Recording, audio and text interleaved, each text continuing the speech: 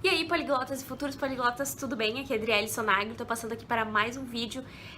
E esse vídeo eu vim falar então um pouquinho sobre o passado pretérito em alguns idiomas, né? Principalmente em todos menos o português, todos que eu ando tratando aqui no canal, exceto o português. No português a gente tem aquele passado normal, que é eu comi, eu bebi, ele dançou, tarará.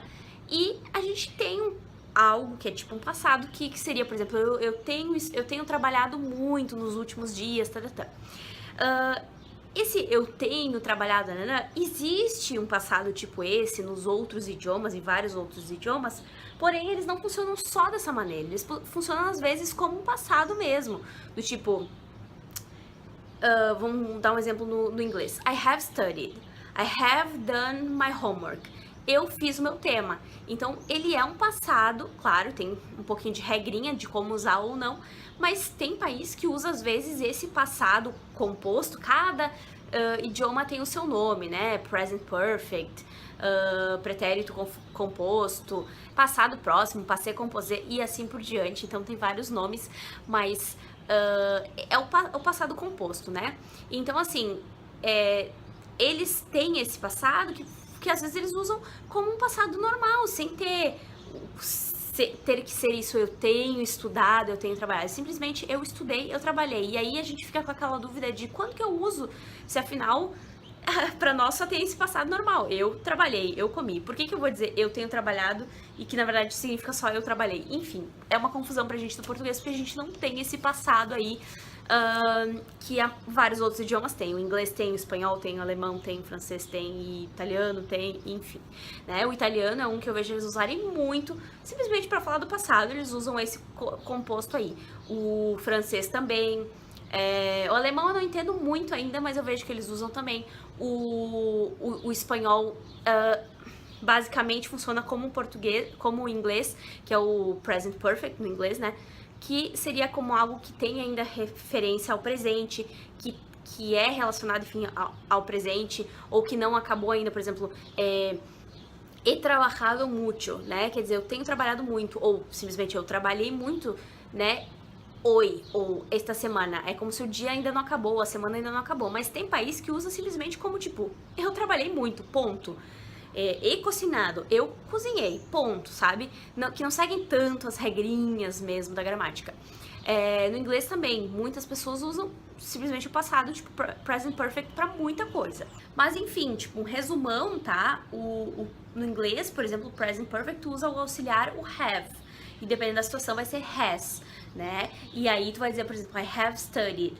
Essa conjugação. E sempre, em todos esses idiomas, vem depois, o verbo principal vem no particípio. Então, study fica studied, do fica done, work fica worked. Deixa eu pensar um outro irregular. Eat fica eaten, né?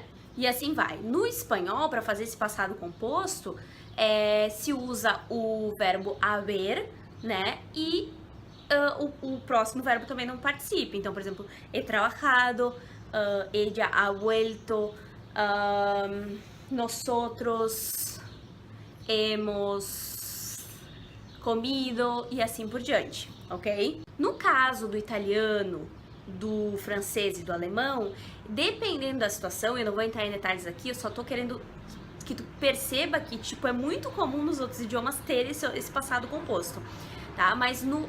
barulho de caminhão.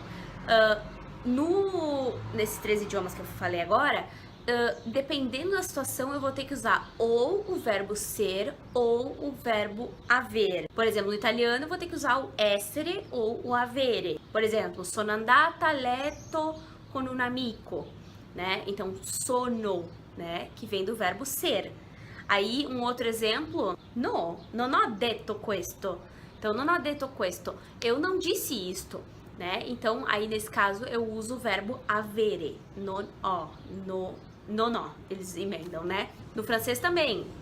Pode-se usar o verbo être ou avoir. E no caso do être, né, do francês, é quando a pessoa também sofre ação. Aí eu uso être. E também todos eles sempre depois vem o verbo no particípio. Aí tu tem que aprender como que fica o particípio dos verbos em cada idioma e sempre tem os regulares e irregulares. Então no caso do francês, um exemplo, il est arrivé. Então o il est vem do verbo être, né? Então, porque ele chegou, quer dizer, uma ação que ele faz que acontece com ele mesmo, entendeu? Um exemplo com avoir é nous avons déjà mangé toute la nourriture, né? Então, nós já comemos toda a comida, a refeição, comida, né? Então, nous avons vem do verbo avoir. E aí, a gente tá comendo a comida que sofre ação, entendeu? E aí, manger é o verbo manger, só que diferente, que é o verbo comer no particípio também, claro, já sabe, todos depois vem no particípio o verbo principal, né? E ainda para completar, a gente tem o alemão, que seria com o verbo haben ou sein, né? Mais ou menos o mesmo esquema desses outros que eu citei. E aí eu anotei um exemplo aqui, que eu não sou muito boa no alemão ainda, então vou ler aqui pra vocês, ó. Ich habe den Computer formatiert. Então, eu formatei o computador, né? E aí eu uso com o verbo haben. E aí eu posso ter outros exemplos também com o sein, né? Ich bin, né? Com o verbo sein. Que não sei se eu já falei aqui no canal, mas quem sabe eu faço um vídeo sobre ele. Mas basicamente esse vídeo era só pra tu tá bem ciente de que, primeiro, se tu aprende um idioma, fica... dependendo do outro idioma que tu quer aprender, fica muito mais fácil, porque tem muitas coisas parecidas e tal, que às vezes não tem no português. E segundo, pra tu tá ligado que vários idiomas usam esse pretérito, esse tipo de passado aí e tal, composto, e que vem o verbo no particípio depois, com o auxiliar antes e tudo mais. Então, vai te acostumando com isso, porque pode ser um pouco estranho, mas... se usa, e não obrigatoriamente que sempre vai ter uma tradução que tenha tanta lógica em português e que não vai te deixar louco, vamos dizer assim. Beleza? Eu quis dar uma pincelada geral, mas se quiserem que eu fale mais sobre isso ou como que faz esse passado em cada idioma separadinho, é só me avisar aqui nos comentários. Quanto ao espanhol eu já fiz, eu vou deixar o link por aqui se eu achar o vídeo. E do inglês eu também já fiz vídeo sobre isso, vou deixar o link por aqui lá do meu canal de inglês desse vídeo. Beleza?